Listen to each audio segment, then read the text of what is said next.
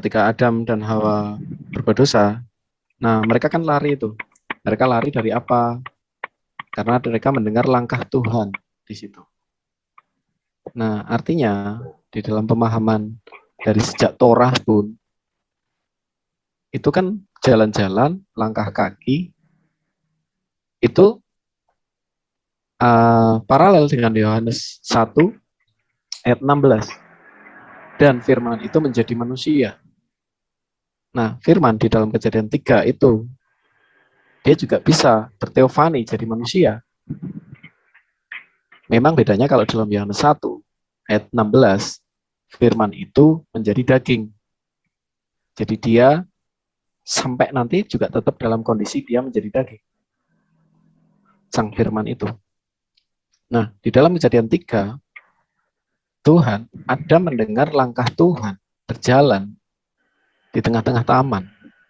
Artinya, ya Tuhan itu jelas, dia juga pasti, dia punya image. Kenapa? Kejadian 1 ayat 26 dikatakan bahwa Allah menjadikan manusia dalam image-nya, dalam gambarnya. Berarti kan dalam gambarnya siapa? Berarti kan Tuhan pasti punya image. Nah, sebelum kawan-kawan Islam punya punya pemahaman bahwa iblis atau setan itu penasaran loh kok ini Adam atau Allah gitu kan pada waktu manusia diciptakan gitu kan. Nah, sudah ada sumber Midras Yahudi juga yang mengatakan hal yang sama. Jadi ketika malaikat itu berseru kudus, kudus, kuduslah Tuhan, mereka itu salah nyembah. Itu dalam pemahaman Midras Yahudi.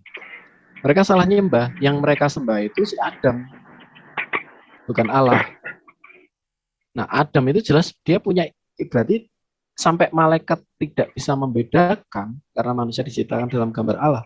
Artinya apa? Ya memang berarti Allah punya image. Meskipun itu image yang kita bisa bilang yang rohani ya. Jadi bagaimana yang transenden itu ternyata bisa itu. Dia bisa nuzul, dia bisa menjadi manusia. Jangankan Allah, malaikatnya aja bisa jadi manusia. Kemudian dalam perjanjian lama juga sama, bahwa Allah itu dia ngobrol makan sama Abraham. Dan dikatakan bahwa Abraham berbicara dengan Yod-Heh-Waw-He sendiri. Berarti Tuhan sama dengan ketika Yesus lagi makan kue, makan apa namanya? Makan ikan. Bisa dong Pak Munir. Tuhan bisa bernuzul. Tuhan bisa menjadi manusia. Dan kenapa kalau dalam konteks Kristenan pasti udah sering dengar ya, kenapa dia harus itu karena untuk penebusan. Karena nggak mungkin yang transenden tadi dibunuh, nggak mungkin. Harus ada korban penebusan. Itu sudah jelas. Nah, yang transenden nggak mungkin mati. Itulah kenapa dia kosongkan dirinya, dia ngambil rupa manusia. Filipi 2 ayat 6 sampai 8. Dia mengosongkan diri, dia menjadi manusia. Untuk apa ya? Untuk menebus kita dari kesalahan kita. Supaya kita diangkat dari Abdullah menjadi Ibnullah. Menjadi anak-anak Allah dalam konteks diadopsi. Nah, sebagai anak Allah, tidak ada satupun Abdullah yang punya hak atas warisan. Yang punya hak atas warisan, atau dalam konteks kita adalah kerajaan Allah atau kerajaan surga, itu jelas Ibnullah. Kalau ini ekstrimnya ya, jahatnya kayak apapun yang namanya anak, nanti teken waris ya dia yang dapat.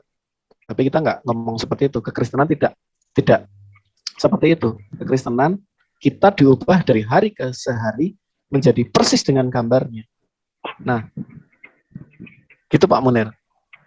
Tuhan ternyata bisa tuh nuzul. Gimana kalau di tempat Pak Munir? Monggo Pak Munir.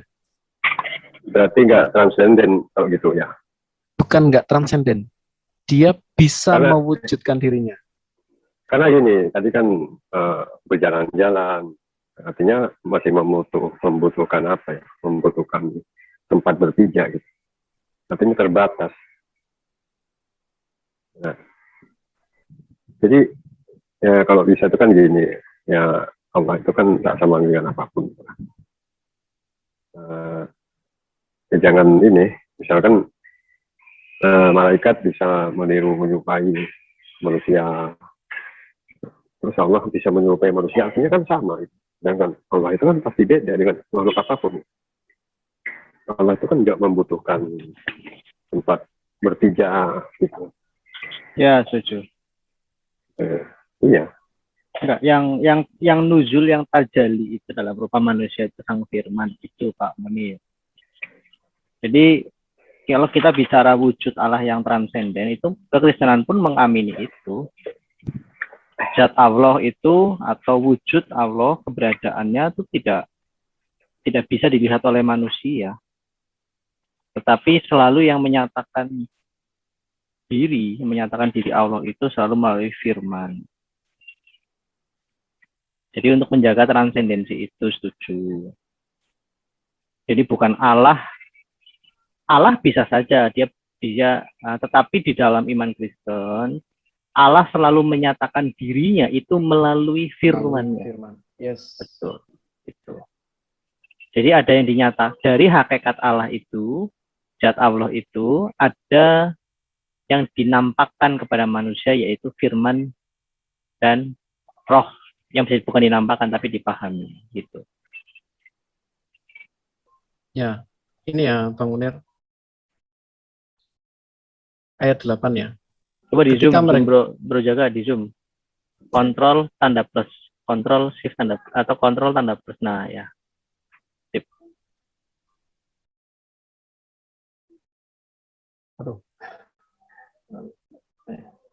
Oke, saya bacakan ya. Ketika mereka mendengar bunyi langkah Tuhan Allah yang berjalan-jalan dalam taman itu pada waktu hari sejuk, bersembunyilah ia, manusia dan istrinya itu terhadap Tuhan Allah di antara pohon-pohonan dalam taman. Nah, ini jelas Yod-Heh-Waw-He ya. Nah, ini ketika dia dia kalau kita bilang berteofani, ya, yang berteofani ini jelas sang firman. Ini equal dengan paralel dengan Yohanes 1 ayat 16. Firman itu menjadi manusia. Jadi kalau kita buka di dalam Targum, ini harus nyari lagi sih.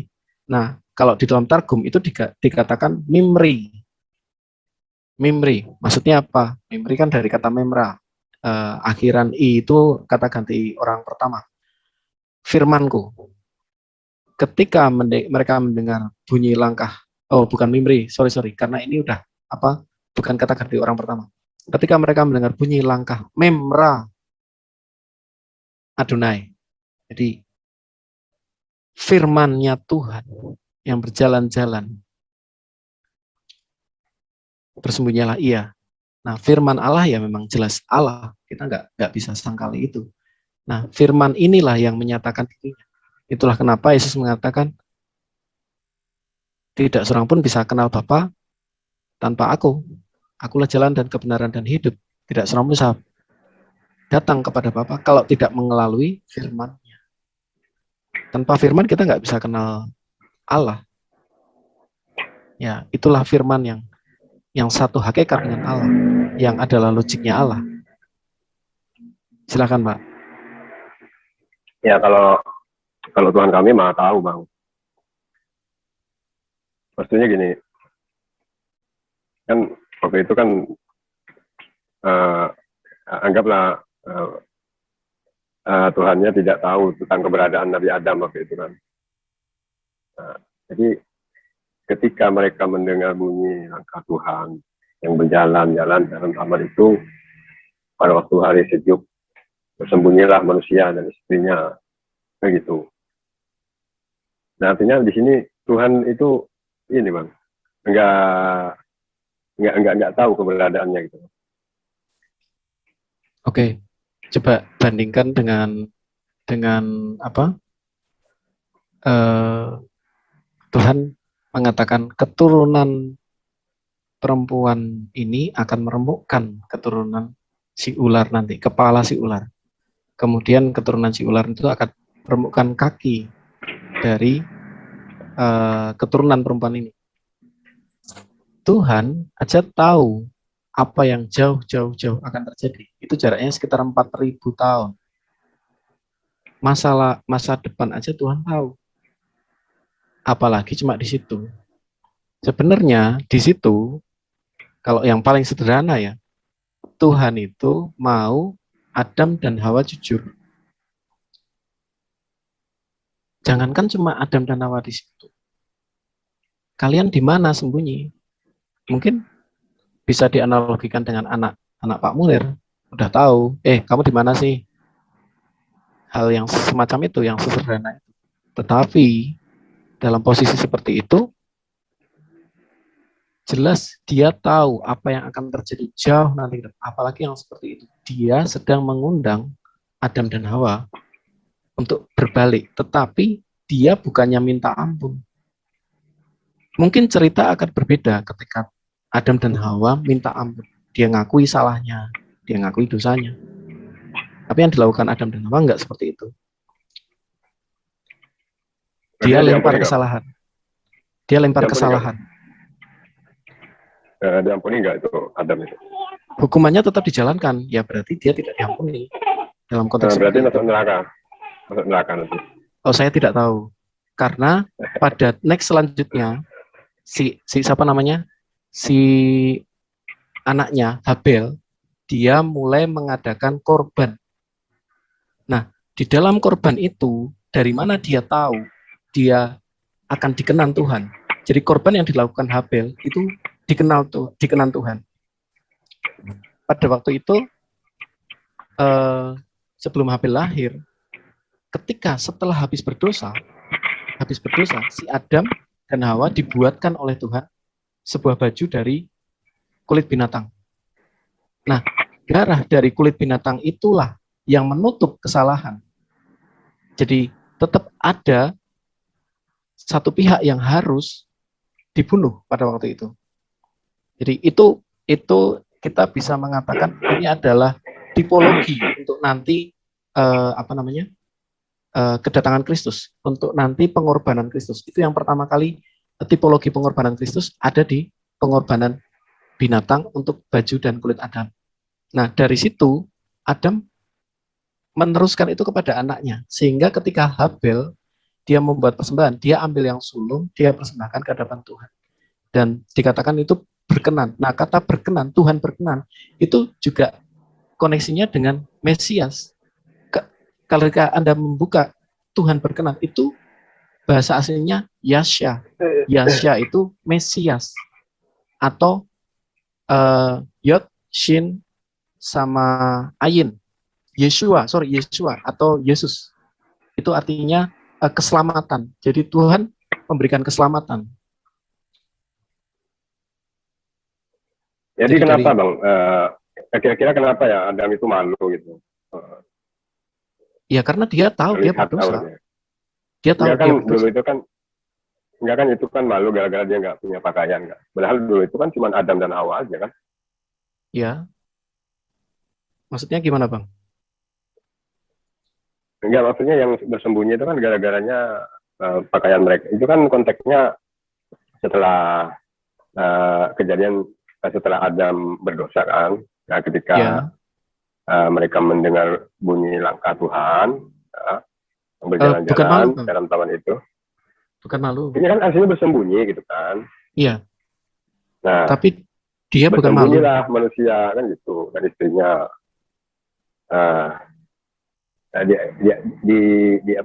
Di pohon-pohon kan gitu, dalam taman itu. Tapi Tuhan Allah memanggil manusia kan. Nah, di manakah engkau gitu. Nah, dia menjawab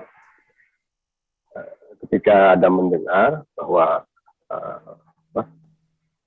intinya di situ Adam bersembunyi lah gitu, gara-gara malu ini nggak berpakaian kan gitu. Iya, dia menyadari bahwa dia tidak berpakaian, itu benar.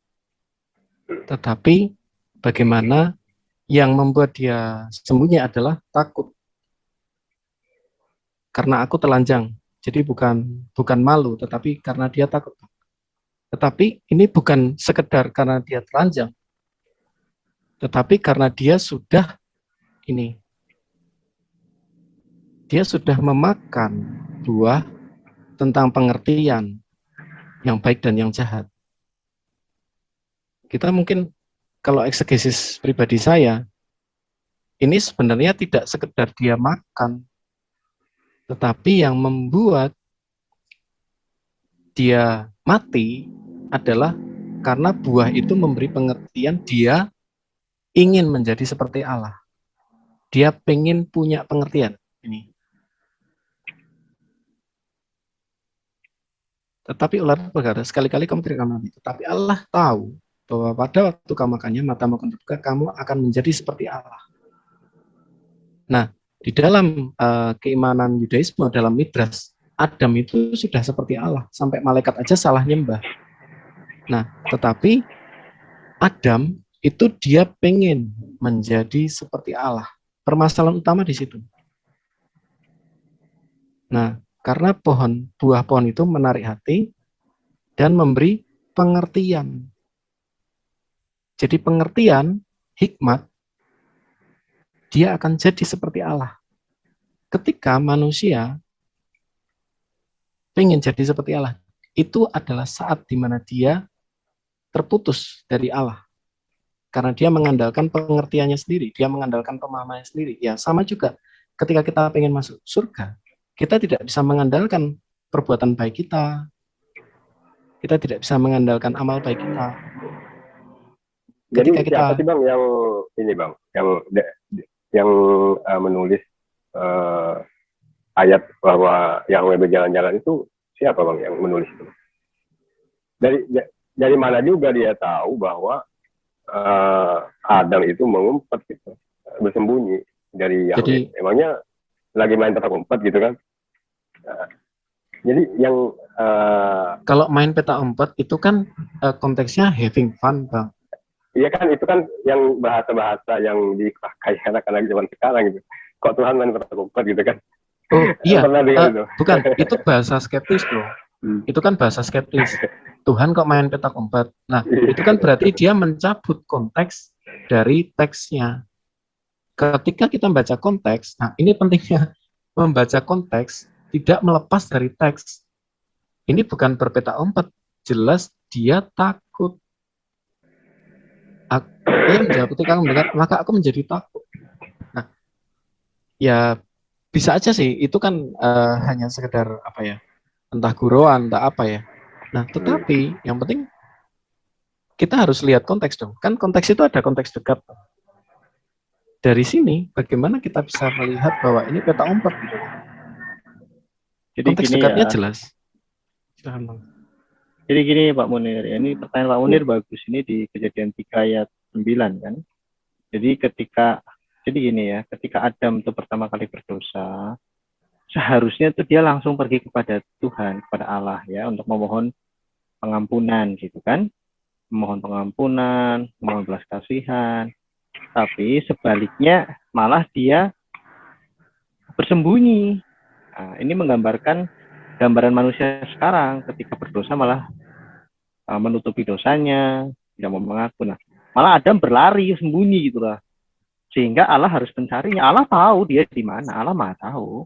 Allah mengetahui di mana dia bersembunyi. Tetapi Allah tuh ingin Adam itu datang kepadanya dan mengakui mengakui dosanya, gitu kan? Nah, makanya pertanyaan pertama yang Allah sampaikan, Adam di mana kamu? Gitu. Itu menunjukkan bahwa Adam itu miliknya Allah.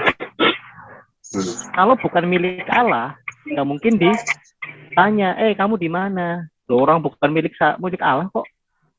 Seperti halnya misalnya ada orang lewat gitu ya. Itu bukan istri saya, tapi perempuan lain, saya bilang, perempuan kamu di mana? Ya bilang, siapa lu gitu kan. Justru ketika Allah menanyakan di mana kamu Adam, itu artinya Adam itu adalah milik Allah. Coba Munir. Jadi apakah Adam itu setara sama Allah gitu kan? Kok kayak apa ya? Bukan setara Bang. Bukan setara. Kan Allah itu meliputi seluruh langit dan bumi kan gitu. Bagaimana mungkin dia berjalan-jalan di dalam taman gitu? Apakah lebih besar taman daripada Allah kan gitu? Ketika dikatakan Tuhan itu, jadi yang tadi ya Pak Munir, kita sudah jelaskan Allah Adonai itu tidak pernah menyatakan dirinya secara absolut kepada alam semesta ini. Karena alam semesta ini tidak mungkin mampu menampung kehadirannya. Jadi yang Allah selalu menggunakan firman-Nya untuk menyatakan eksistensinya kepada manusia. Nah, firman ini bisa mengambil bentuk api, suara, atau apapun itu. Firman ini pun bisa mengambil bentuk manusia. Nah, manusia inilah yang disebut teofani, penampakan Allah secara sementara melalui wujud manusia.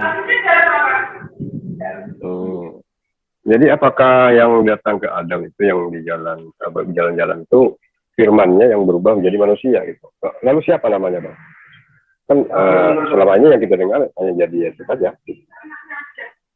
Ya tidak sampai saat ini pun nama Allah itu tidak ada yang spesifik Agus atau apa, itu tidak ada.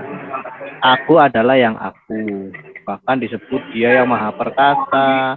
Itu namanya pendekatan via positif gitu ya. Jadi Allah itu melampaui keperkasaan, tetapi kita menyebutnya Allah yang maha perkasa, Allah yang maha apalagi banyak, maha melihat dan sebagainya. Itu loh Pak Munir. Ribut kali di situ ya. Sorry, ini lagi ada di ketiga. Oh, ini di sesi ketiga ya, agak ribut ya. Iya. Izin share ya Bang. Lanjut nanya. Aku nggak bisa nanya soalnya. Sebentar Bang. Ya. Sebentar Bang. Ini dalam Targum Yonatan ya Bang. Dalam Genesis 3. Ini dikatakan seperti ini. And they heard the voice of the word of the Lord God. Aku kurang ngerti ya bahasa Ibrania ya. Veshem maaf ya, aku jujur, aku kurang mengerti bahasa Ibrani. Kol mim ayat kol memra ayat 8. Ya, ini pernah dibahas Valen juga Bang. Kata ini huruf dalet sama yod ini hati-hati ini. Ini udah bicara tentang Tuhan sendiri. Jadi apa namanya? Memra ini. Bacain ya. Kejadian 3 ayat 8. Fayismi'u et kol Adonai Elohim. Ya, dan mereka mendengar kol itu suara Adonai Elohim. Mithaleh bahkan leruah hayom. Ya. Berjalan mithaleh itu berjalan sendiri. Bagan itu dalam taman, leruah itu pada angin, ya, hayam itu hari, ya, ayit kapbe, dan dia menyembunyikan diri, ha ada manusia dan perempuan, veisto, mipenei Adonai Elohim betoh. Kalau dimaksudkan ini ya Bang ya, apa? Adonai ya Bang ya? Yang mana tuh? Halo Bang? Bagian mana? Ya. Yang dimaksudkan memranya ini kan Adonai ya Bang ya? Ya, betul. Kalau di situ. Nah, ya. Jadi ketika di Targum ini mereka memparafrasekan ini dengan memra. Memra ini adalah firman. Jadi di terjemahan bahasa Inggrisnya, ya, itu memra, and they heard the voice of the word of the Lord God. Nah, ini kenapa ini identik dengan logos tadi. Makanya yang disampaikan Bang Ido tidak asal Pak Munir, tapi memang itu ada dasarnya. Nah, sementara Targum ini kan ada pada abad kedua ya, kurang lebih ada pada abad kedua. Tetapi ketika kita melihat apa ya, Aramaiknya ini sudah sejak zaman Ezra ke intertestamental. Jadi ini memang yang diimani oleh Yohanes bahwa Sang Logos yang nuzul menjadi manusia itulah memranya Allah tadi, memra Allah. Jadi logosnya Allah itu bisa menjelma menjadi manusia. Nah, pada sisi yang sama, logosnya Allah itu pasti Allah. Karena logosnya Pak Munir, ya pasti Pak Munir. Ketika Pak Munir bertanya, loh, kok dia apa ya? Kok jadi kecil? Istilahnya seperti itu. Kok dia jadi apa? Jadi sebenarnya harus dibalik ya. Manusialah yang diciptakan dalam gambarnya. Sekarang ketika Tuhan itu yang cuma satu, yang kita nggak tahu satunya seperti apa, cuma Tuhan yang satu. Nah terus bagaimana kita tahu bahwa dialah yang menciptakan kita? Sementara kita diciptakan oleh Tuhan itu Tritunggal. Di dalam diri satu jaka terdapat firman dan terdapat rohnya. Jaka ini Tritunggal. Pak Munir punya akal dan punya roh. Di dalam satu Pak Munir itu punya akal dan punya roh. Itu jelas sesuatu yang Tuhan bikin, oh ini mirip. Nah, Kejadian 1 ayat 26. Kita buka ya. Kejadian 1 ayat 26. Berfirmanlah Allah, baiklah kita. Coba bisa bayangin. Di dalam perjanjian lama, Musa pun sudah melihat sisi pluralitas Allah. Baiklah kita menjadikan manusia menurut gambar dan rupa kita. Ya kan? Nah, supaya mereka berkuasa. Maka Allah menciptakan. Nah, kata menciptakan ini berubah jadi singular. Ini kan kita di sini dalam bahasa Ibrani memang plural. Tetapi begitu ketika Allah menciptakan itu jadi singular. Juga dalam ini ya. Nah, pada mulanya Allah di sini Elohim. Elohim ini jamak. Karena kalau singular kan Eloah. Nah, pada mulanya Tuhan di sini jamak, menciptakan. Menciptakan di sini bara ya. Bara ini singular. Yang plural menciptakannya singular. Ini sudah ada kejamakan Allah di dalam ketunggalannya, kesatuannya. Bumi belum berbentuk dan kosong, gelap gulita menjadi samudera, dan roh Allah melayang-layang di atas permukaan air. Rasi mengatakan roh Allah melayang-layang ini seperti dove, seperti merpati. Ini sebenarnya kalau kita tarik ya konteksnya mirip dengan pembaptisan Yesus. Karena pembaptisan Yesus itu bagi kami itu adalah penciptaan ulang kembali. Masalahnya begini, Pak Jaka, di Islam sendiri itu, makanya Pak Munir ini mesti ngasih tahu dulu atau dipastikan dulu posisinya di mana secara teologis, karena transenden buat mereka itu ada dua. Ada yang mengatakan Allah di dalam zat Allah itu ada sifat Allah. Itu doktrin Asyariah ya. 90% Indonesia itu Asyariah setahu saya. Tetapi ada juga yang transendensinya itu mutlak, tidak ada atribut. Tidak ada sifat-sifat itu. Bahkan firman pun dianggap ciptaan. Quran pun ciptaan. Itu yang disebut dengan faham mutazilah. Jadi benar-benar transenden. Tidak ada penyifatan. Segala sifat Allah itu ya ciptaan. Termasuk berfirman. Nah, makanya Pak Munir ini di mana?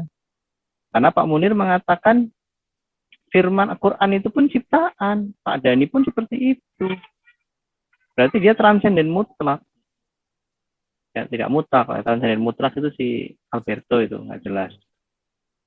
Pak Munir berarti mutazilah ya Pak Munir? Aku kalau ini Bang, kalau mengenai tentang diri Allah itu, aku milih nggak jawab. Karena aku takut menafsirkan Allah ada sini gitu kan. Ya, berarti Pak aja, Munir datang ke tempat yang tepat, Pak Munir. Apa itu?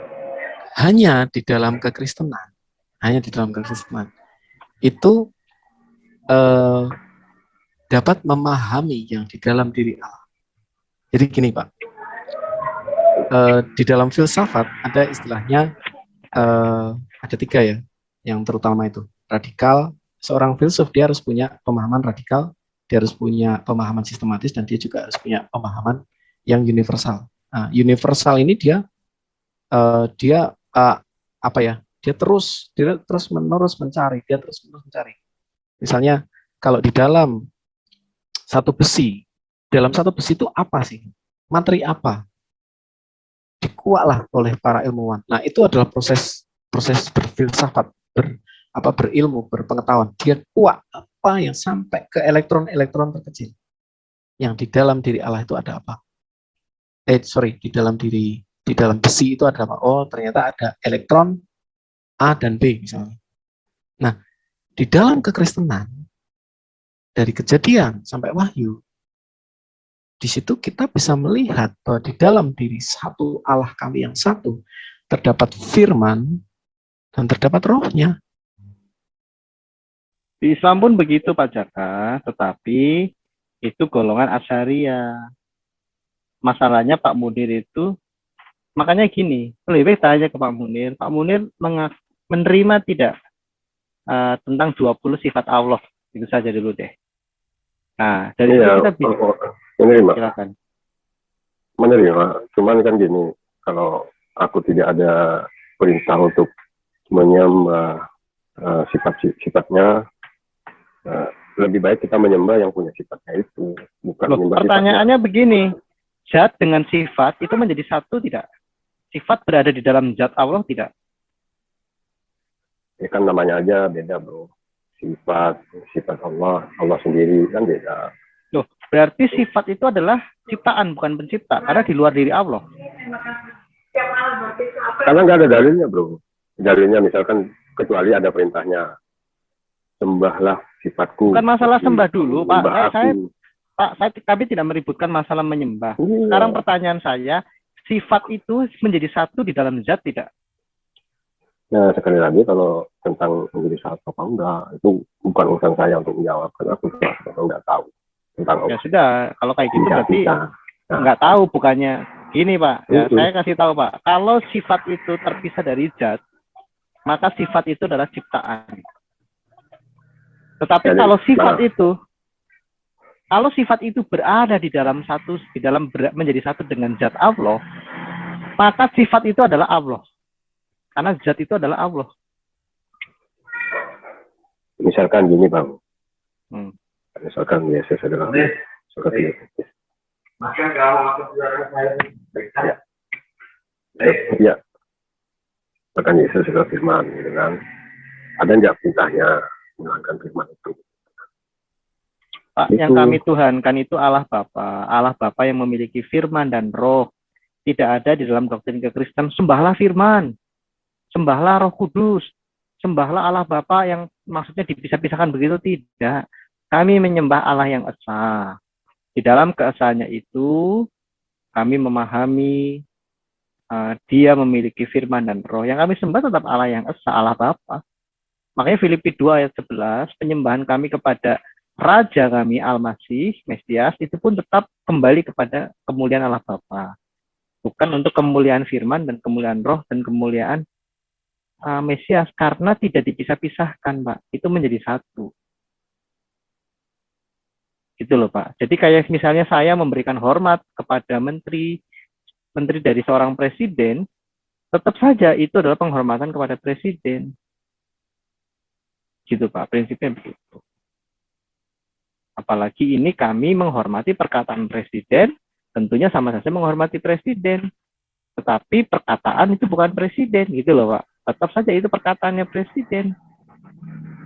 Sekarang gitu Bang, yang menyalip Yesus itu atas perintah siapa? Ya atas perintah itu kan sudah dilibatkan. Berarti Bapa dari awal dia sudah melibatkan bahwa Kristus memang akan menjadi penebus Bang. Memang orang Israel waktu itu diperintahkan gitu apa? Enggak, gini Pak Munir, fokus utamanya bukan masalah salibnya, tapi masalah taat sampai mati. Dan memang sudah digariskan kematian itu memang kematian yang digambarkan seperti suasana, situasi, konteks penyaliban ya, penyaliban untuk orang yang terkutuk, menggambarkan manusia itu terkutuk oleh dosa dan sebagainya. Jadi Yesus Kristus, kalau Bapak baca di Filipi 2 ayat 6 sampai 11, terus kemudian di Ibrani 2, Ibrani 4, mengapa Yesus Kristus itu mati? Karena kematian itu adalah ujian terakhir yang harus dijalani oleh Yesus Kristus. Yesus Kristus itu diuji terus pas sepanjang hidupnya, dan dia mampu melampaui itu. Jadi inti dari juru selamat adalah memberi contoh kepada umat manusia. Ini loh, seharusnya menjadi manusia yang diinginkan Tuhan ini, yaitu manusia yang taat. Jadi ketaatan itulah yang menghancurkan kutuk dosa, kutuk ketidaktaatan. Kalau Anda baca di kitab Roma, di pasal-pasal 1 atau 3 atau pasal 6, itu jelas. Pasal 5, ketaatan Yesus Kristus mengalahkan ketidaktaatan yang dilakukan oleh Adam. Jadi Yesus Kristus yang notabene adalah firman Allah itu memberikan contoh pada manusia. Ini caranya menjadi manusia yang sesuai dengan kehendak Allah. Manusia yang taat, Pak. Nah, ujiannya itu adalah salah satunya harus menghadapi kematian. Untuk menggenapi prinsip keadilan Tuhan, manusia harusnya mati. Tapi kenapa Pak Munir masih hidup? Saya masih hidup, Adam masih hidup. Dan Adam, rohnya tidak mati, tidak dibinasakan. Nah, karena Sebelum itu sudah Yesus digantikan disalib juga, Bang. Sebelum Yesus disalib juga Nabi Ibrahim dan kaumnya hidup, Bang. Iya, jadi hidup. nggak ada hubungannya, Bang. Kematian orang itu dengan penyaliban itu nggak ada hubungannya. Nabi Nuh masih hidup. Iya, seharusnya saat itu mati. Adam dan Hawa harusnya mati. Ketika Adam dan Hawa mati, maka kita pun tidak akan ada di dunia ini. Tetapi Adam dan Hawa itu mengalami kematian fisik, tetapi secara rohnya masih terpenjara. Masih terbelenggu di bawah kuasa iblis. Jadi ketika Adam beriman kepada janji Allah di Kejadian 3:15, di situ Adam sudah menerima keselamatan secara rohani.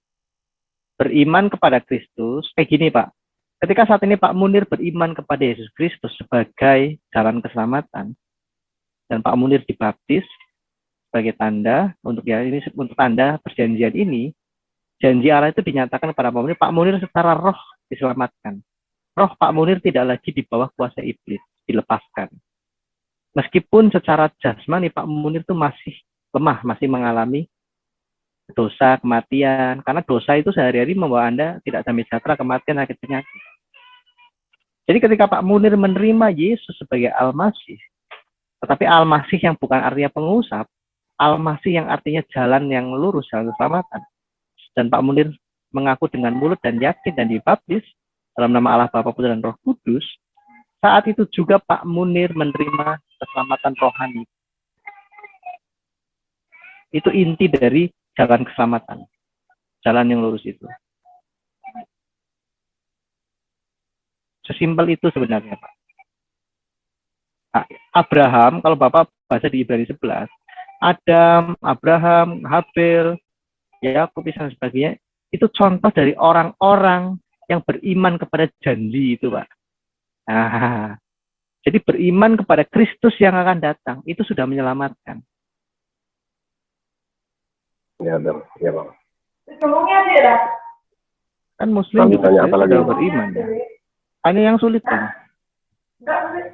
Nanya apa lagi, Bang?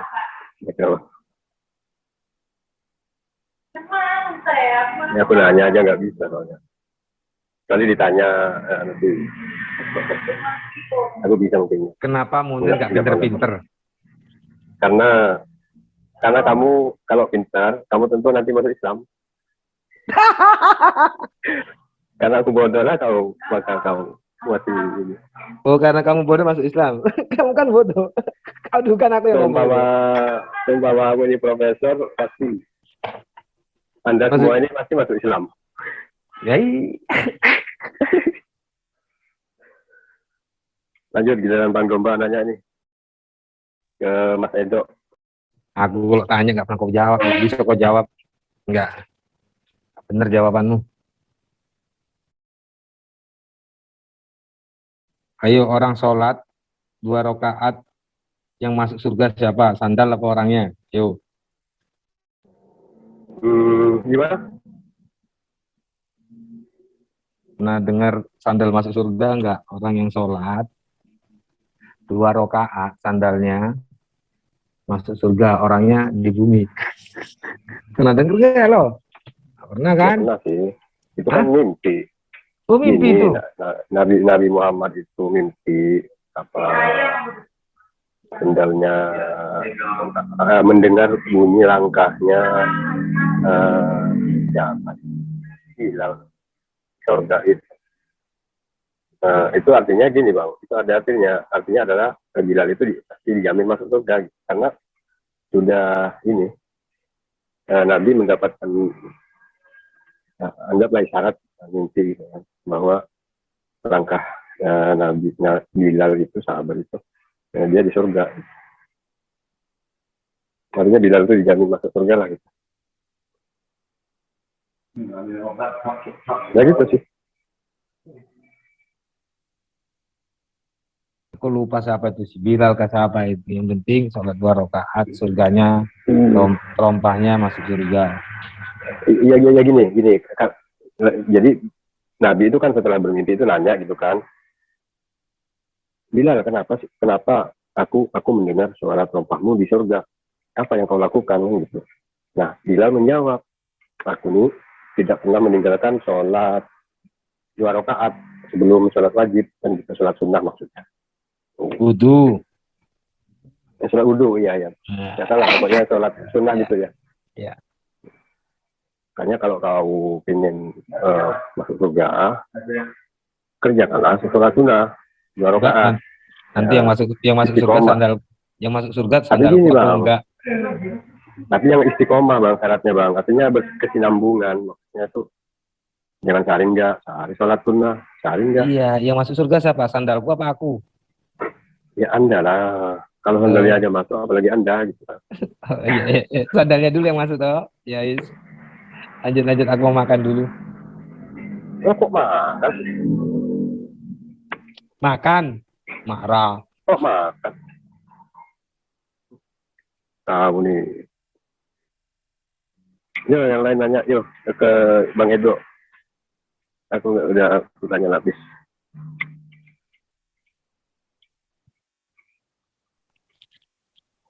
Wah, padahal tadi itu seru Pak Tristan bahas surga. Wah, Pak Munir sayangnya enggak datang. Nah, aku kalau di surga paling bahasnya bidadari.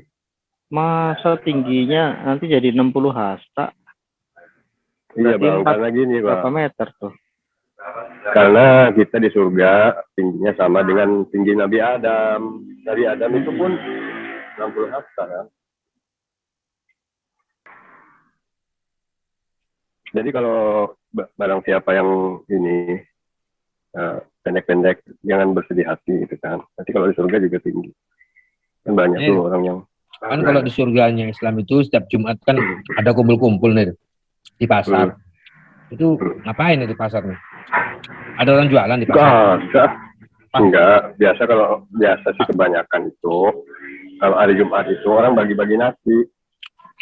Di surga bagi-bagi nasi? Sedekah lah. Ya buat sedekah. Di surga? Di sini maksudnya.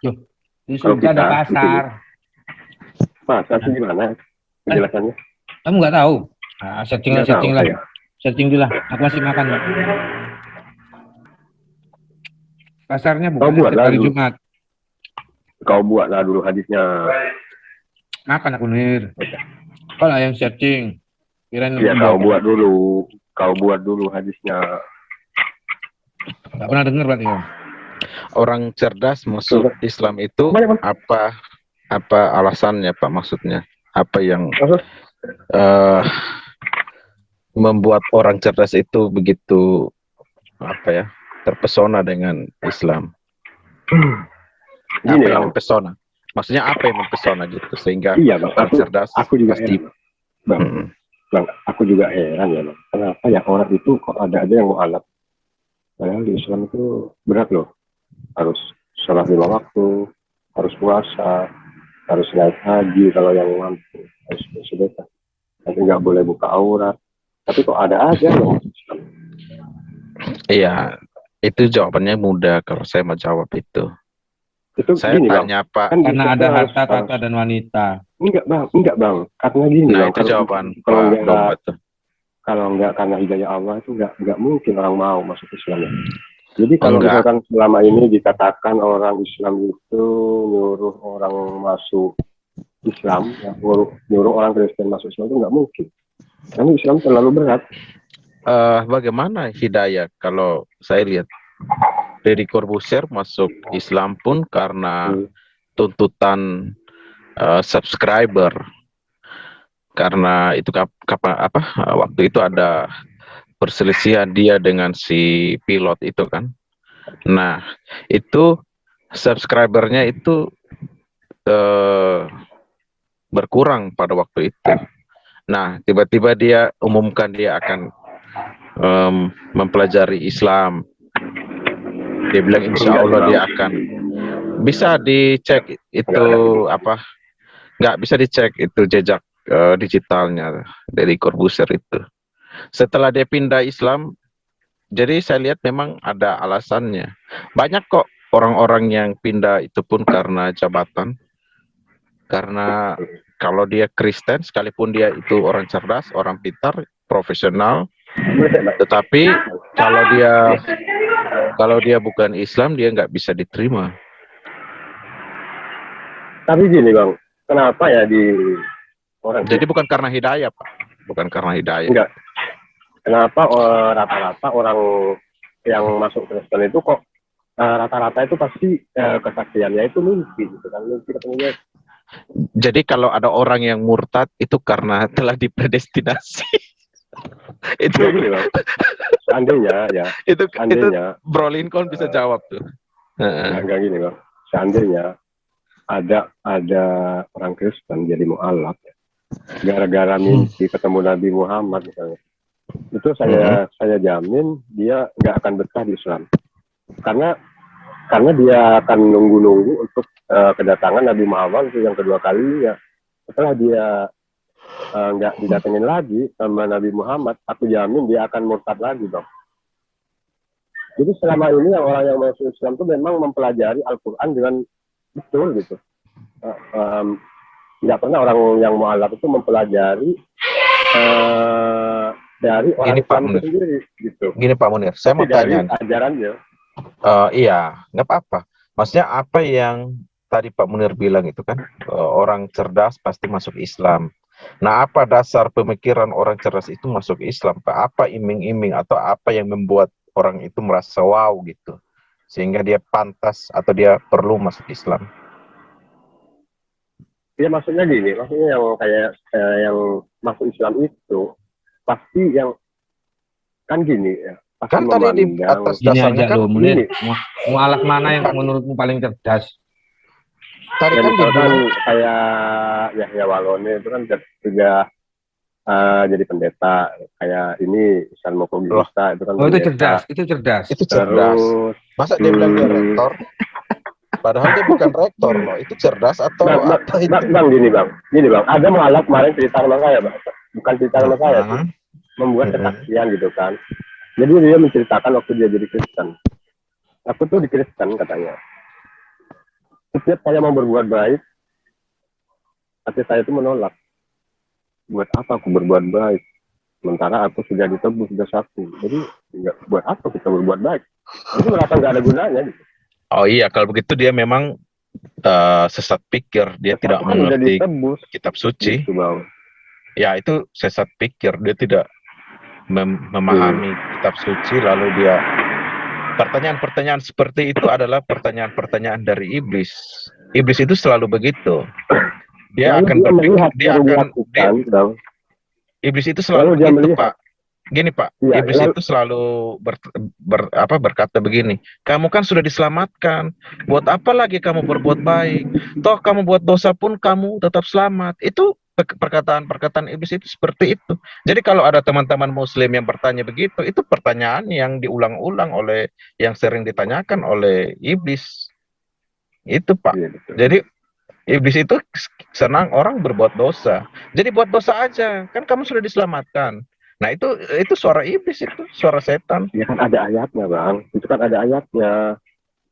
bukan setiap yang masuk yang Iya, diharamkan, tapi yang keluar dari mulutmu gitu kan. Jadi iya, makan apa aja boleh gitu kan. iya kan iblis pun pakai firman Tuhan untuk uji Yesus dan Dan, Adam dan Hawa.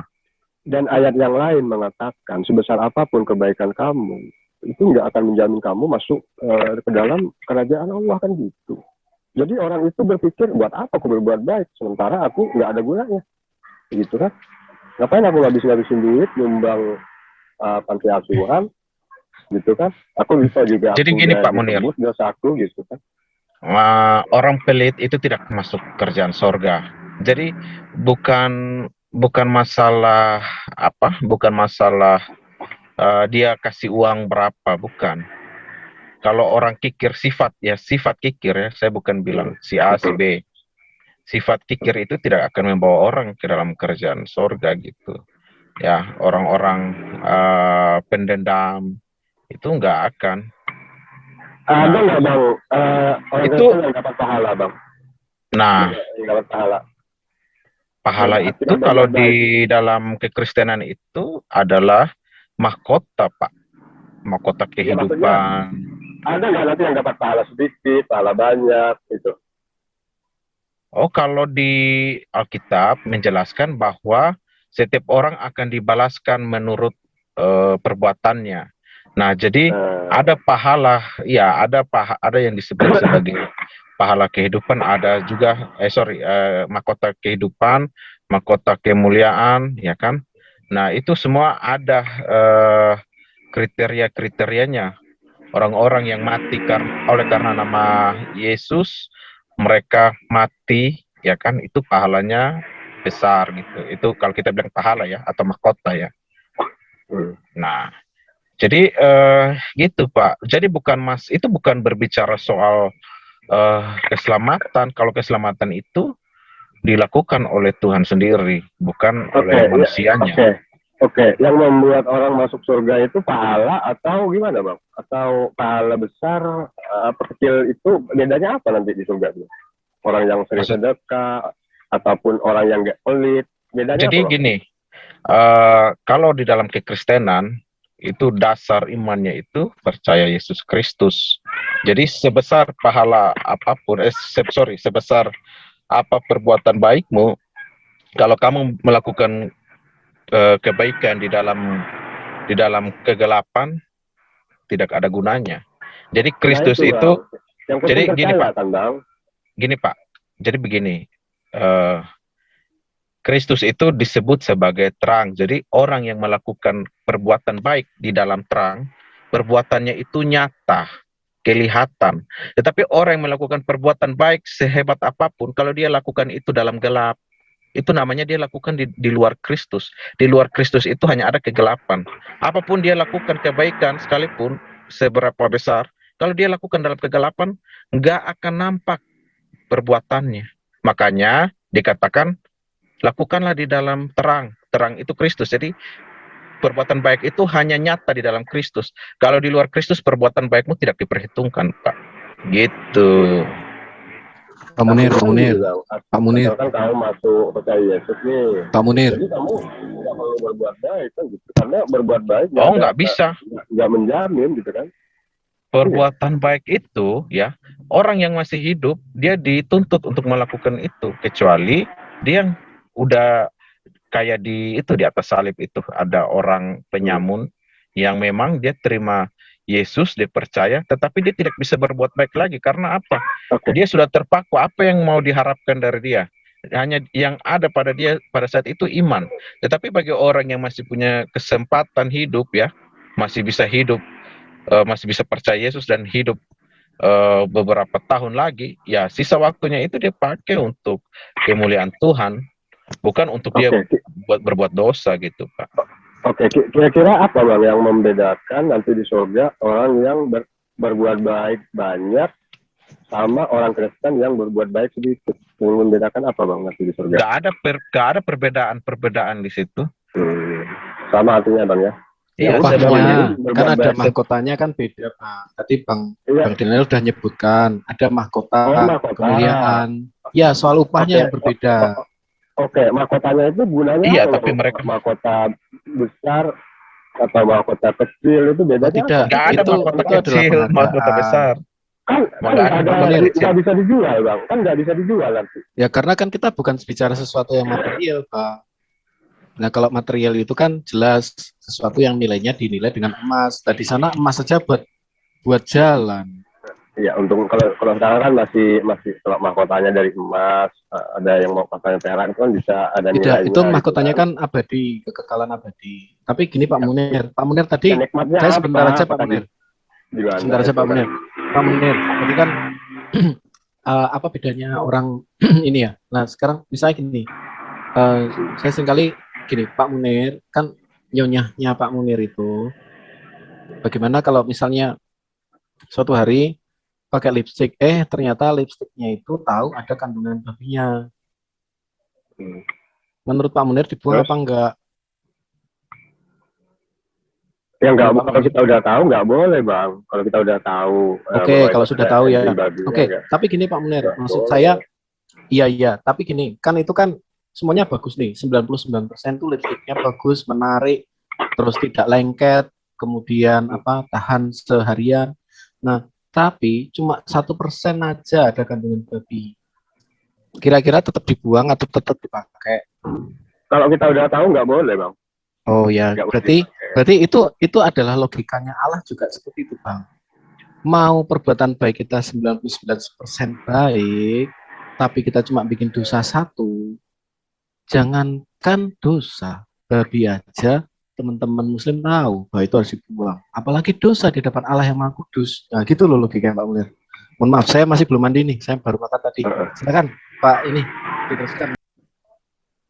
Iya, Pak. Ya, maksudnya waktu perbuatan sebesar apapun gitu kan, itu tidak menjamin keselamatan kita. Yang penting kita percaya Yesus. Kan kata Paulus ini, sejak matinya Yesus di palang salib, kita terbebas dari hukum-hukum kan gitu. Makan apa aja boleh gitu kan. Kalau kata Yesus benar bang, kalau kata Yesus benar bahwa kalau kamu ingin mendapatkan hidup yang kekal, jual seluruh hartamu gitu kan, bertobatlah karena kerajaan surga sudah dekat. Jadi Yesus itu hanya mengajarkan bertobat, bukan kalau menurut saya nih ya, kalau menurut saya itu Yesus tidak pernah mengajarkan penebusan dosa gitu. Gimana Pak? Aduh, Pak Munir. Jadi jual lah ya Pak Munir. Enggak gini bang, orang yang mengajarkan penebusan dosa itu hanya orang-orang setelah Yesus gitu bang. Seperti Pak Paulus, seperti Pak Lukas gitu. Bukan gitu Pak Munir. Karena memang sulit juga, nggak apa-apa, tapi saya coba sederhanakan saja Pak Munir. Di dalam iman kami itu ya Pak Munir, dosa itu juga dipandang sebagai hutang. Ya, jadi kalau kita bilang apa sih hutang manusia itu, ya kan? Apa yang menjadi hutang itu? Hutang itu adalah hutang nyawa atau hutang hidup, atau apa ya kita bilang kematian ya. Ya, hutang kematian. Ketika orang berbuat dosa, upahnya adalah maut, Pak Munir. Nah, manusia harus menanggung maut itu. Tetapi yang membayar upah dari dosa itu, ya yang adalah maut itu adalah Yesus Kristus, Pak Munir. Jadi dia yang membayar itu. Sehingga orang yang percaya kepada dia tidak binasa selamanya, melainkan beroleh hidup yang kekal. Nah, beroleh hidup yang kekal ini yang tadi disebutkan, ada mahkota kehidupan, itu orang-orang yang percaya kepada Kristus akan menerima mahkota itu semuanya. Tapi ada juga menerima mahkota kemuliaan, itu yang akan, kalau nggak salah itu yang akan memerintah bersama Kristus, itu akan menghakimi para malaikat itu ya. Itu disebut dalam kitab Wahyu itu ya. Kalau Pak Munir baca itu. Nah, jadi tidak bisa lalu Pak Munir mengatakan bahwa orang sudah terima Yesus, ya silakan berbuat cabul. Nggak ada itu. Karena di dalam Tuhan itu tidak ada yang namanya noda dan dosa. Ya, itu suci, dibersihkan. Hanya orang yang masih hidup, memang sekalipun keinginan hatinya tidak ingin berbuat dosa, tetapi dalam beberapa hal, ya, kita ini memang tidak bisa mengendalikan semuanya. Contoh, ketika orang bertobat itu, godaan itu pasti dari luar. Nah, godaan-godaan yang dari luar ini terkadang secara sengaja atau tidak sengaja kita bisa terpengaruh gitu. Nah, inilah yang tadi dibilang bahwa selama masih hidup memang masih ada cobaan yang bisa membuat orang itu jatuh, tetapi tidak tergeletak gitu. Karena ketika dia melakukan kesalahan itu, Tuhan menyadarkannya untuk dia bertobat, Pak Munir.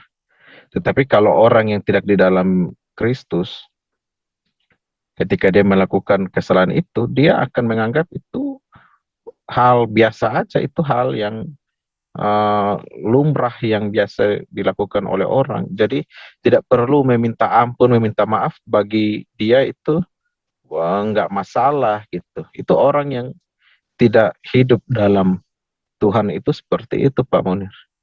Dia akan merasa santai aja ketika berbuat salah, berbuat dosa. Dia akan rasa nggak ada yang perlu dicemaskan atau nggak ada yang perlu dikhawatirkan. Nah, contoh kalau Pak Munir ya, Pak Munir kalau seandainya punya kesempatan untuk kawin lagi 2 atau 3 orang istri, ya, Pak Munir tidak akan merasa itu akan menyakiti istri pertama. Karena bagi Pak Munir itu hal yang lumrah dan semua Muslim melakukan itu. Bahkan ada dasar dalilnya kan. Tetapi hati nurani perempuan itu, ya istri Anda pasti akan, sekalipun ada dalilnya, tetapi hatinya itu pasti tercabik-cabik gitu. Karena ada satu bagian yang Tuhan berikan ke setiap manusia, itu adalah hati nurani. Itulah yang sebagai apa ya kita bilang, alat ya untuk mempertimbangkan hal yang baik dan buruk. Jadi kalau manusia sudah tidak bisa mempertimbangkan hal yang baik dan buruk, ya dia itu sudah nggak punya hati nurani atau tidak punya akal budi. Ya jadi sudah sama seperti binatang gitu. Jadi ketika kita melakukan itu, kita lihat apakah orang ini merasa tersakiti ketika saya kawin lagi gitu kan. Kalau Anda berpikir dalam hati bahwa kalau sebagai seorang wanita itu atau perempuan itu, dia akan merasa sakit hati ketika diduakan, apalagi sampai kawin istri 3, 4 ya kan. Ya itu pasti tercabik-cabik. Dia mungkin tidak bisa berkata apa-apa karena dia pikir ini dibolehkan di dalam ajarannya. Tetapi secara jujur dari hati yang terdalam pasti dia akan menolak itu. Nah, itulah hati nurani yang Tuhan berikan kepada semua orang. Dan ajaran Kristen sangat-sangat tidak bertentangan dengan hati nurani. Coba cari, apakah ada ajaran Kristen yang menentang hati nurani? Tidak ada. Nah, memang semakin kesini hati nurani itu memang terkadang ya dikatakan bahwa hati nurani pun sudah tercemar oleh dosa. Kadang kala orang berpikir, oh ini baik, ini hal nurani gitu. Ya, ada orang yang mengatakan, yang mengakomodir hal-hal kejahatan, ya mereka katakan itu kebaikan. Gitu. Nah, itu tanda-tanda orang yang hati nuraninya telah tercemar oleh dosa. Sehingga mereka tidak dapat lagi membedakan mana yang baik, sehingga hati nuraninya pun sudah jadi kaca. Nah, jadi silakan aja yang merasa bahwa kawin 2, 3 itu kawin 2 dan 3 atau sampai 4 orang istri itu adalah hal yang tidak dosa, bahkan memenuhi apa yang tertulis dalam kitab suci, ya silahkan aja. Maka itulah yang dikatakan oleh siapa nabi siapa saya lupa di perjanjian lama itu, bahwa memang hati nurani itu sudah tercemar. Nah, itu contoh-contoh Pak Munir. Jadi jangan heran kalau ada orang yang mengatasnamakan kemanusiaan lah apa segala macam tetek bengek, dia bilang ini hal-hal yang baik, ya kan, yang tidak bertentangan dengan hati nurani, padahal dia sendiri memang sudah dibutakan hatinya. Bahkan membunuh saja sudah dianggap itu hal yang memuliakan nama Tuhan. Atas nama agama, dia bisa membunuh orang yang tidak bersetuju dengan imannya. Kalau berbicara iman, ya kalau orang itu sudah bilang saya beriman kepada A, ya kan, harusnya dia uji iman itu. Apakah ajaran di dalam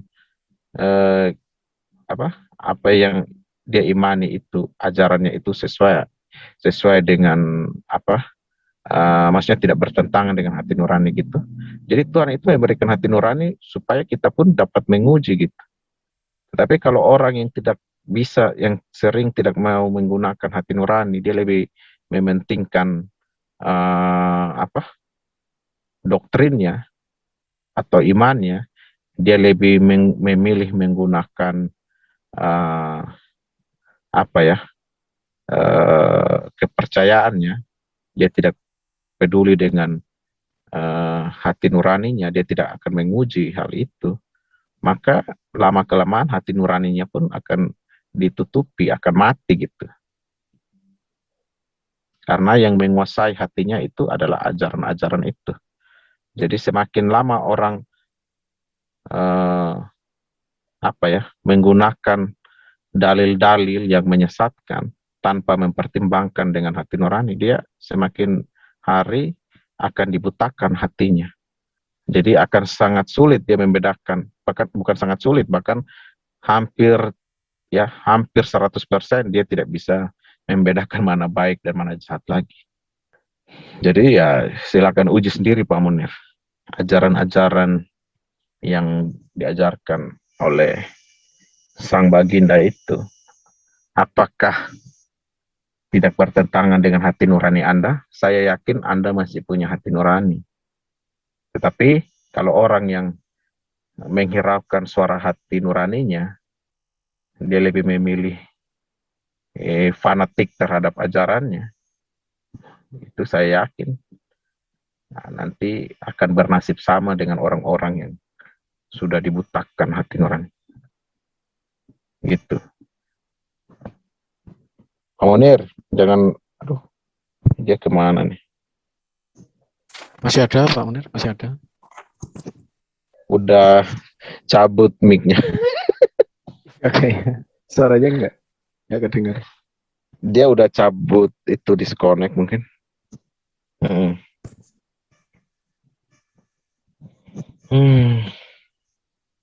Pak Munir, mau nanya nih Pak. Dia lagi disconnect. Dia lagi disconnect. Ini di partisipan ini dia enggak, itu hilang kan? Oh iya.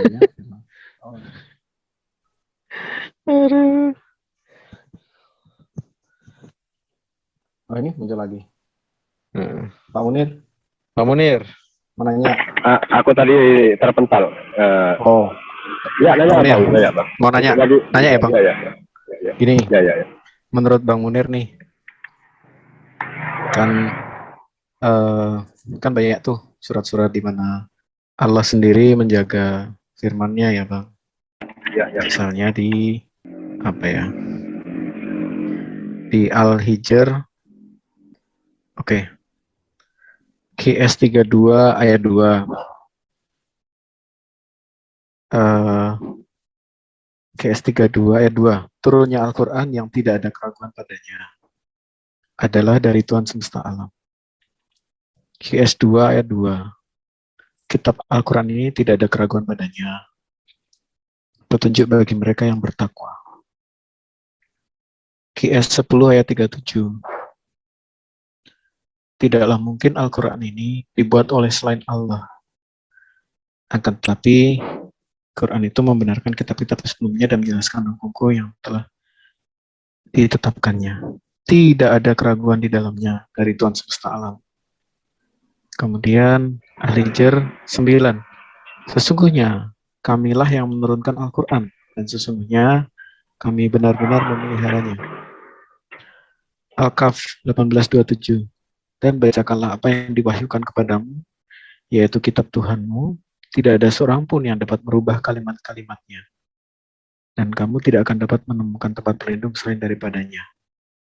GS 32 ayat 2, kayaknya udah ya tadi ya. GS 32, oke. Turunnya Al-Quran tidak ada keraguan padanya. Kemudian, setelah membaca ini ya Pak Munir, dalam mindset Pak Munir, terbersit tidak Pak? Maksudnya bahwa Al-Quran ini tidak ada kontradiksi, tidak ada aneka versi, seperti yang sekarang ini terjadi gitu Pak. Ketika Anda membaca surat ini. Silakan. Kalau gini Bang, Al-Quran itu artinya turunnya itu tidak tunggal Bang. Ini kan sudah pernah aku jelaskan bahwa Al-Quran itu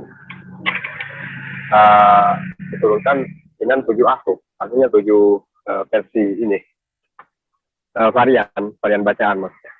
Oke. Yang Jadi memang dimaksudkan di itu kan antara ketujuh ahruf itu tidak ada yang kontradiksi Bang maksudnya. yang di situ kan varian membaca kan Bang. Jadi itu bicara soal dialek kan Bang. Iya.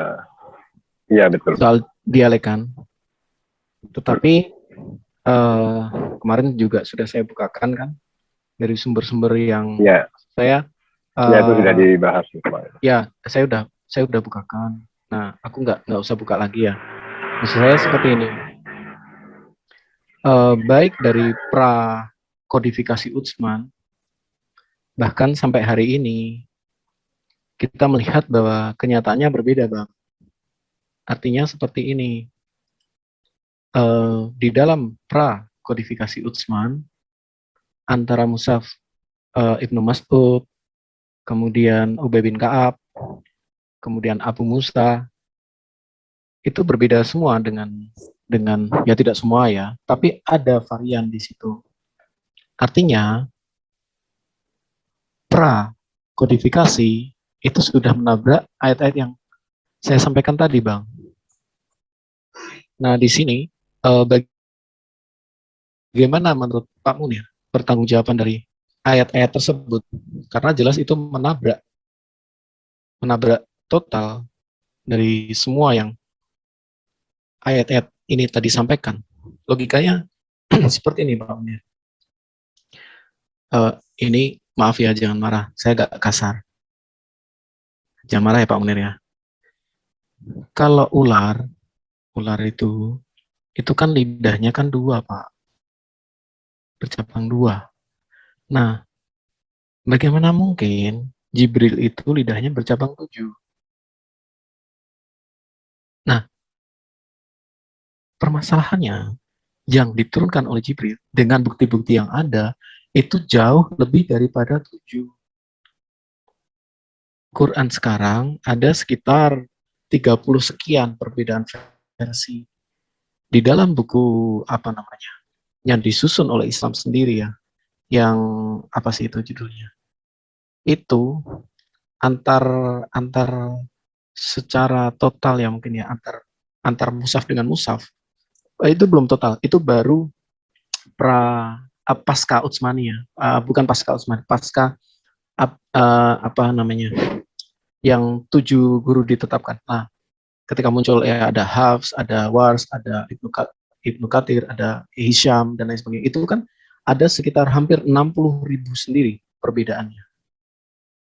Kemudian itu yang kodifikasi itu Iya, saya belum sempat hitung sih, tapi itu too much gitu loh. Dan itu bukan bicara masalah kayak kemarin, ya malun tak malun yang biasa diomongin apa itu, ya malun tak bukan. Tetapi itu benar-benar satu deret ayat. Bahkan yang punyanya Ubay bin Ka'ab itu ada tambahan surat Al-Haf. Kemudian itu juga pada posisinya dia juga berbeda. Dia ada 3 mushaf yang agree dengan punyanya Ubay bin Mas'ud. Nah, ini sangat mendasar loh Pak Munir.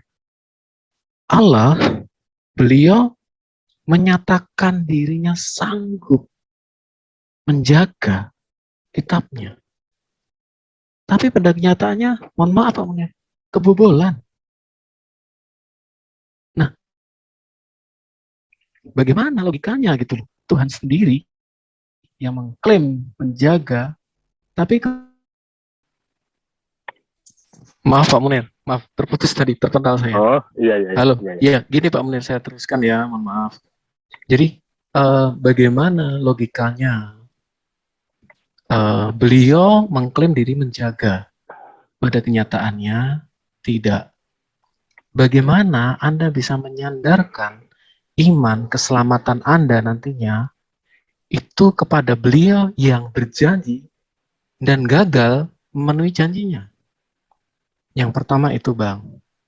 Yang kedua, di dalam surat Al-Quran sendiri dikatakan bahwa Nabi, Al-Quran dikatakan seandainya Nabi Muhammad mengada-adakan itu, maka beliau akan meninggal dalam terputus aortanya. Nah, ya, perbedaannya Bang, tolong dijelaskan yang mana itu perbedaannya di mana itu? Bagaimana Bang?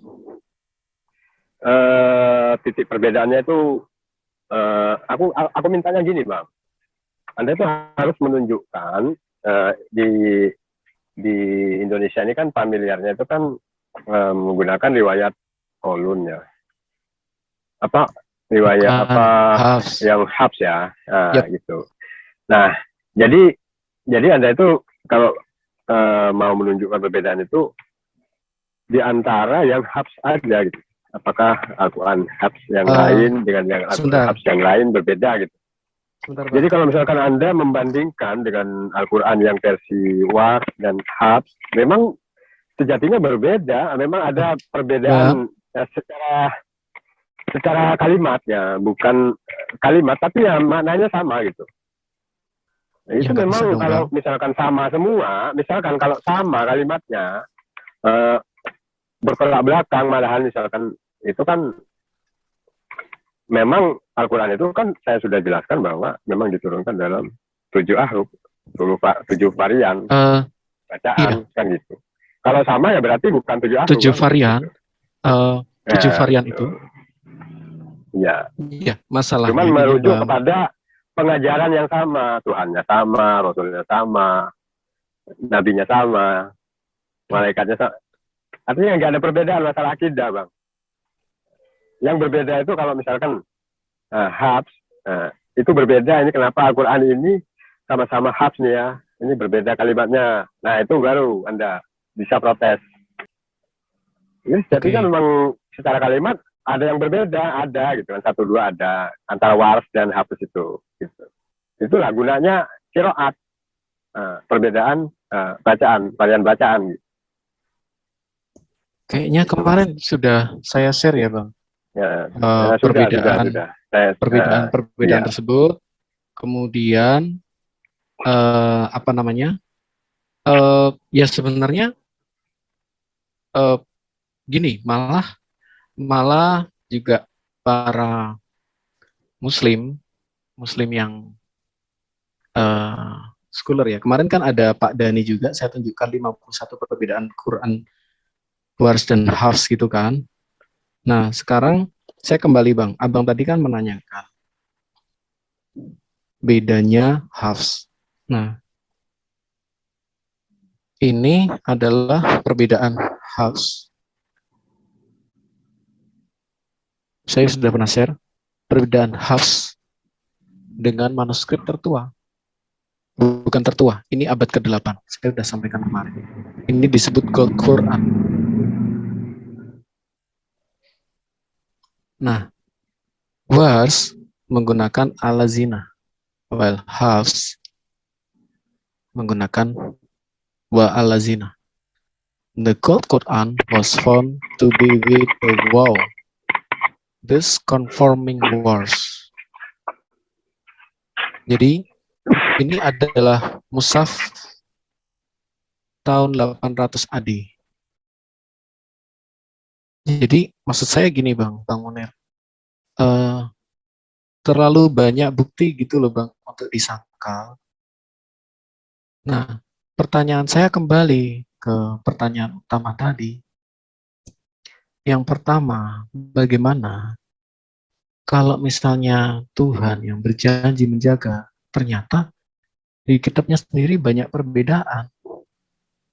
Kalau dulu teman-teman yang Muslim dengan mudah mengatakan bahwa ya Alkitab itu bukan dari Tuhan karena banyak perbedaan.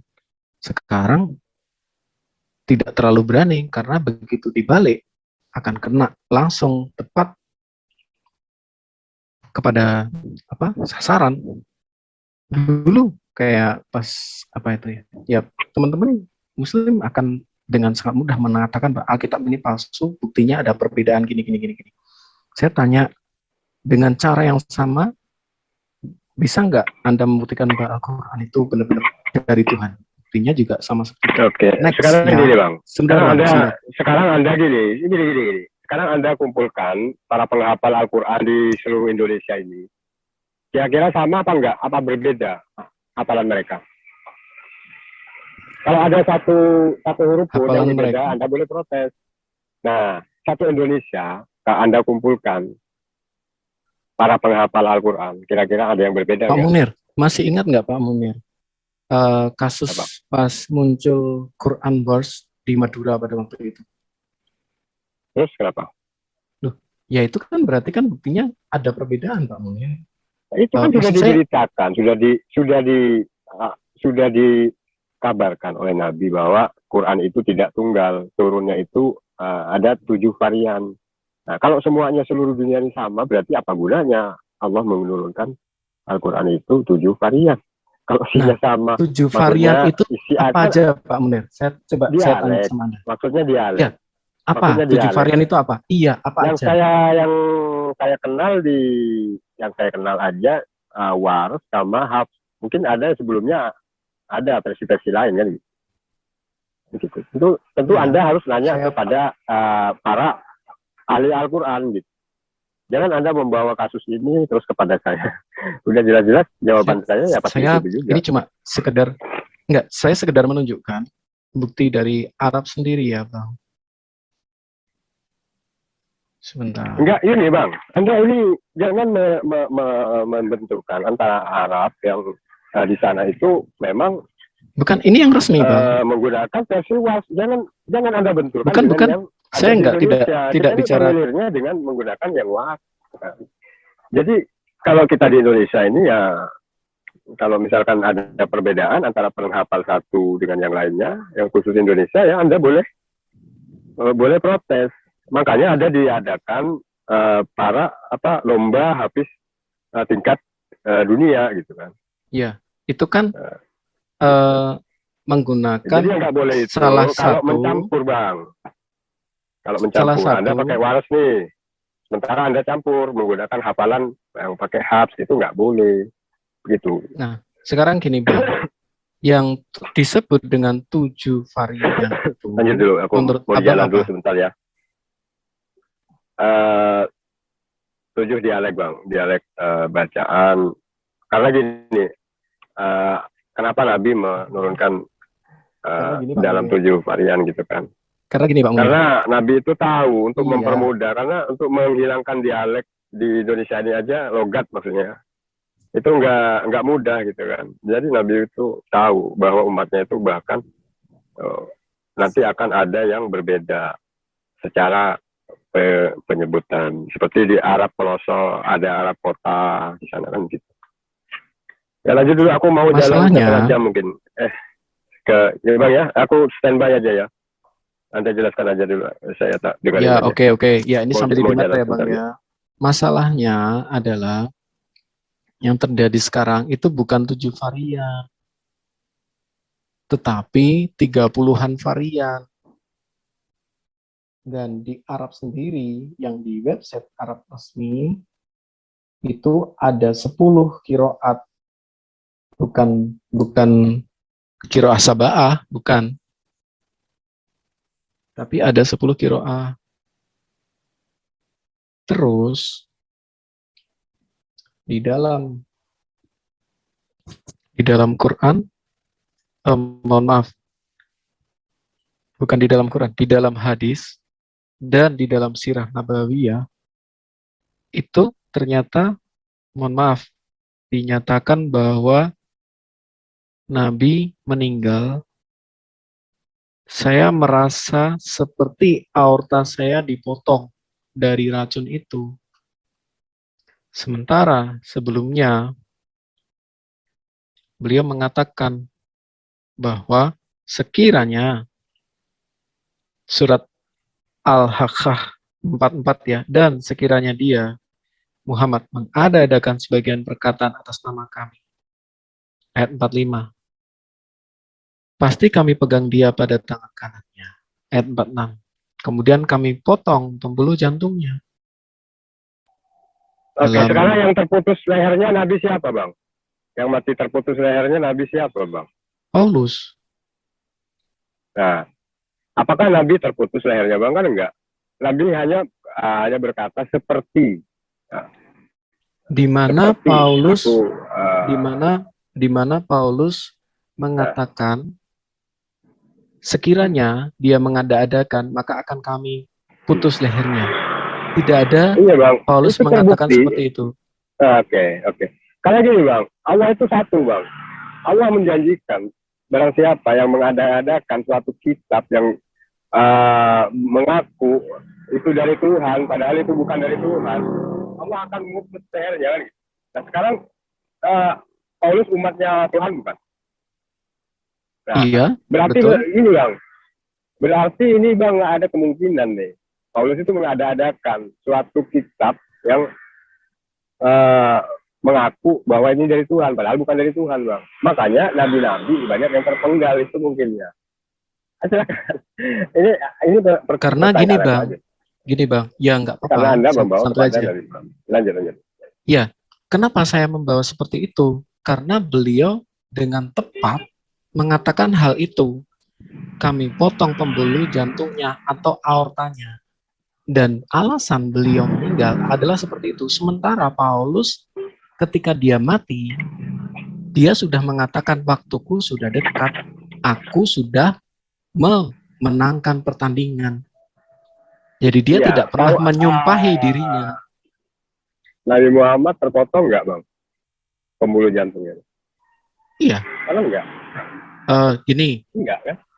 Di dalam hadis narrated by Aisyah, the prophet in his ailment in which he died used to say, "Oh Aisyah, I still feel the pain caused by the food I ate at Khaybar. And at this time, saya merasakan pembuluh aorta saya. Saya merasa mengatakan seperti gitu kan. Jadi bukan terpotong. Dan Nabi Muhammad diracun itu enggak meninggal, Bang. Itu betul. Setelah 4 tahun dia baru meninggal. Jadi bukan meninggalnya itu gara-gara diracun. Menurut Pak Munir, mana yang lebih sakit? Seseorang yang karena martir dipenggal oleh kaisar walaupun dia tidak pernah bikin salah, sama seseorang yang mohon maaf harus melalui 3 tahun mengerang kesakitan. Lebih sakit yang dipenggal itu, Bang. Ya, kalau dipenggal kan nggak rasa apa-apa, Pak.